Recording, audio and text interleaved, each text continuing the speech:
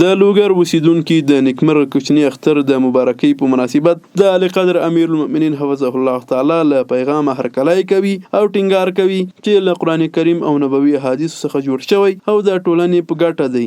او این تبلیغات کشورهای خارج و مردمی که دشمنمون میکنه کلش تقلبی است.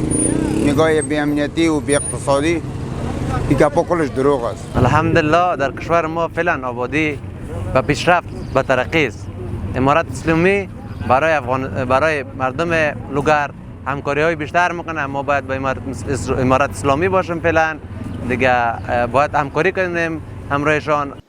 دغه راز دوی په یاد پیغام کې د اسلامي امارت له لوري د هیواد آبادۍ له نړیوالې ټولنې سره د اسلامي امارت سیاسي چلند له امنیتي ځواکونو څخه ملاتړ او ورته نورو ذکر شوي موضوعاتو په اړه وایي.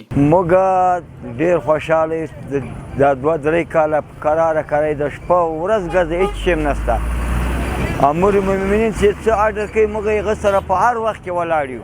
دا ښه خبره ده لکه څنګه چې شیخ صاحب اختریز پیغام کې راغلی دي چې کوم کسان مطلب چې شتمن دي او تجاران دي که نه، نو داسې د روزي مبارکه میاشت خلاصېدو ده او اختر پر رسېدو ده، نو له ټولو نه دا هیله کېږي او امید مو دا ده چې له دغه کونډې یتیمان او موږ په وطن کې ډېر بېوزله خلک لرو، بېچاره خلک لرو چې دوی لاسنیوی وکړي. د نیکمرغه کوچني اختر د مبارکۍ په مناسبت د اعلی قدر امیر المؤمنین حفظه الله تعالی پیغام د بېلابېلو موضوعاتو تر سرلیک لاندې پر 5 ژبو خپور او د هیواد په سراسر کې پر هیوادوالو وویشل شو.